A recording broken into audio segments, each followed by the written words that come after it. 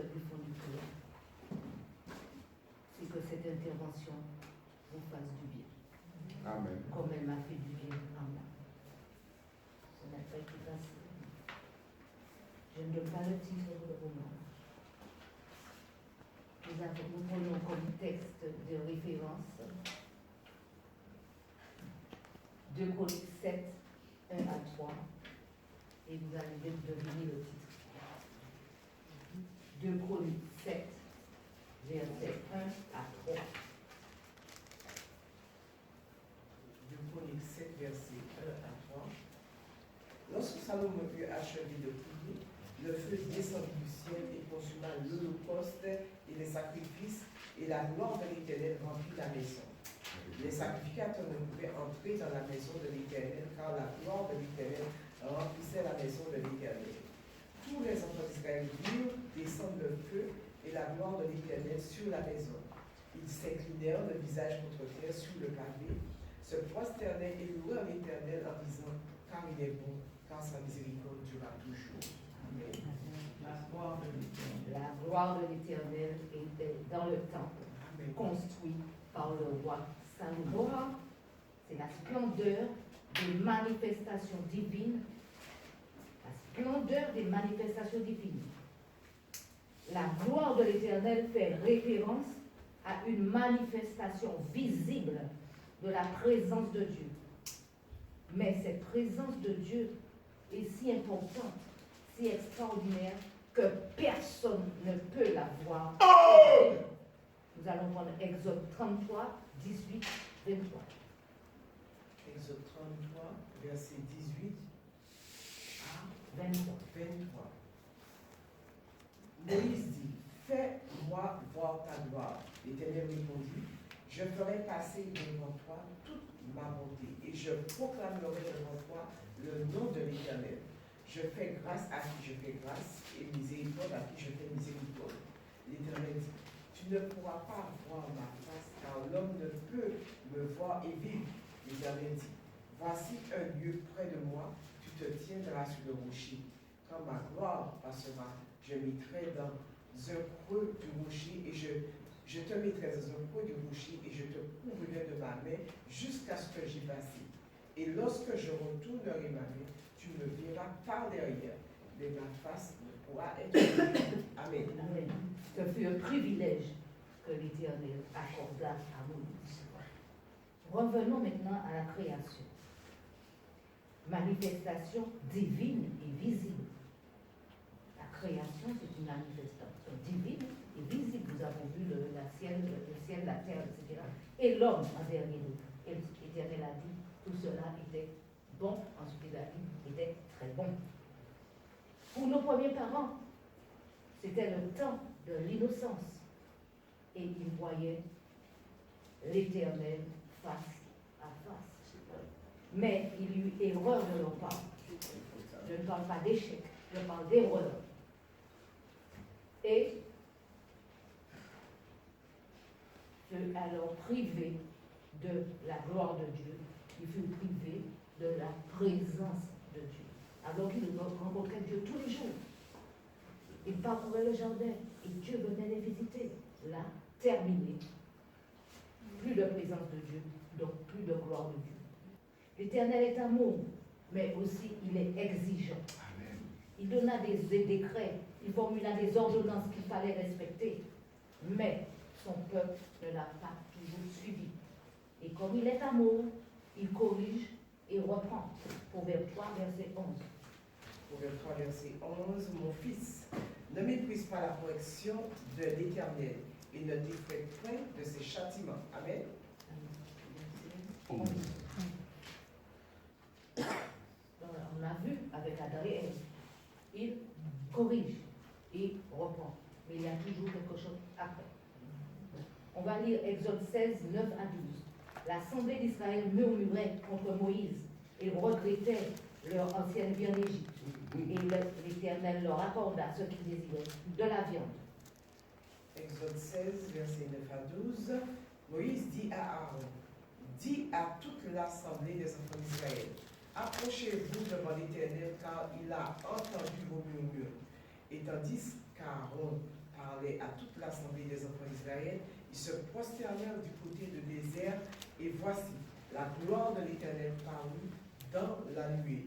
L'Éternel s'adressant à Moïse dit, j'ai entendu les murmures des enfants d'Israël. Dis-leur, entre les 2 soirs, vous mangerez de la viande, et au matin, vous vous rassasierez de pain. Et vous saurez que je suis l'Éternel, votre Dieu. Amen. Amen. De autres manifestations de la gloire de l'Éternel, Exode 19, 16 à 19. L'Éternel désirait s'entretenir avec Moïse. Il eut des faits impressionnants, des éclairs, des tonnerres, qui démontraient alors la puissance de Dieu, sa sainteté, car le peuple ne pouvait se présenter dans n'importe quelle attitude, dans n'importe quelle position. Même leurs vêtements devaient être lavés. Le 3e jour au matin, il y eut des tonnerres, des éclairs et une épaisse nuée sur la montagne. Le son de la trompette retentit fortement et tout le peuple était dans le camp. Et tout le peuple qui était dans le camp fut saisi d'épouvante. Moïse fit sortir le peuple du camp à la rencontre de Dieu, et ils se placèrent au bas de la montagne. La montagne de Sinaï était toute enfumée parce que l'Éternel y était dessus au milieu du feu. Cette fumée s'élevait comme la fumée d'une fournaise, et toute la montagne tremblait avec violence. Amen. À 19, le son de la trompette retentissait de plus en plus fortement. Amen. Moïse parlait et Dieu lui répondait à haute voix. Amen. Amen. Alors, on va lire maintenant le verset 14 du même chapitre.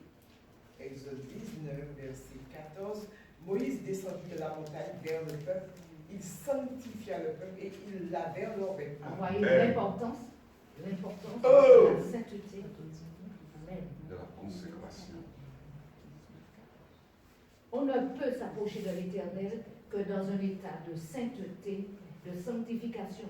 Lévitique 19, verset 2, B. Soyez saints, car je suis saint, moi, l'Éternel, votre Dieu. Dans l'Ancien Testament, il y a un lieu spécial dédié à la rencontre de l'Éternel. Exode 29, 42, 43. Ce lieu est sanctifié. Exode 29, 42, 43. Exemple, voilà l'holocauste perpétuel qui sera offert par vos descendants à l'entrée de la tente d'assignation devant l'Éternel. C'est là que je me rencontrerai avec vous et que je te parlerai. Je me rencontrerai là avec les enfants d'Israël et ce lieu sera sanctifié par ma gloire. La gloire de l'Éternel sanctifie le lieu où nous nous trouvons. Je vais donner maintenant le titre, la gloire de l'Éternel Dieu parmi nous et en nous. Amen. La gloire de l'Éternel Dieu parmi nous et En en nous. nous. Les psaumes proclament la gloire de l'Éternel et l'annoncent déjà. Il l'annonce, il nous l'annonce.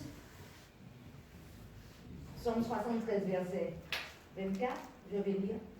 Tu me conduiras par ton conseil et tu me recevras dans la gloire. Je reprends. Tu me conduiras par ton conseil et tu me recevras dans la gloire. Proverbe 3, 35. Proverbe 3, 35.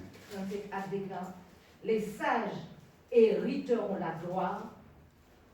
Les sages hériteront la gloire. Amen, amen. Dieu, son objectif c'est quoi? C'est la fidélité, la sanctification. Ce n'est pas facile, mais notre Dieu nous aide à ne pas nous conformer au monde et à persévérer dans la prière et la sanctification. Nous allons prendre Romains 12, versets 1 et 2.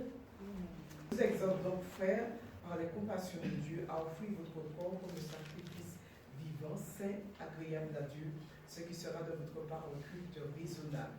Ne vous conformez pas au siècle présent, mais soyez transformés par le renouvellement de l'intelligence, afin que vous discerniez quelle est la volonté de Dieu, ce qui est bon, agréable et parfait. L'apôtre Paul écrit aux Thessaloniciens, chapitre 2, verset 19-20.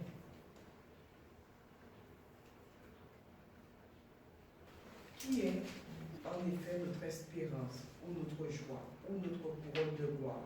N'est-ce pas vous aussi, devant notre Seigneur Jésus-Christ, lors de son avènement?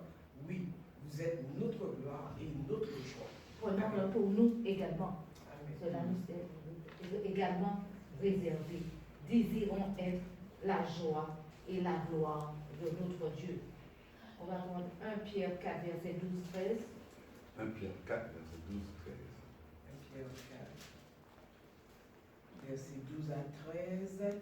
Bien-aimés, ne soyez pas surpris comme une chose étrange qui vous arrive de la fournaise qui est au milieu de vous pour vous éprouver.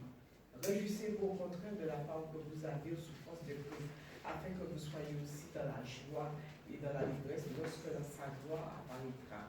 Amen. Aspirons à être vraiment dans la gloire de Dieu. Et pour être dans la gloire de Dieu, qu'est-ce que nous devons faire? Lui obéir. Simplement lui obéir. Et être conscient qu'il a payé le prix pour cela. Amen. Maintenant, verset 14, pardon. Verset 14. Si vous êtes outragés pour le nom de Christ, vous êtes heureux, parce que l'Esprit de gloire, l'Esprit de Dieu repose sur vous. Amen. Il est blasphémé par eux, mais il est glorifié par vous. Amen. Alléluia. En conclusion, la mort de Jésus-Christ a révélé la gloire de l'Éternel Dieu. Dès la création, la gloire de l'Éternel était montrée, et avec la naissance, la venue en chair du Fils de Dieu, elle a éclaté au grand jour. Jésus est le Seigneur de gloire.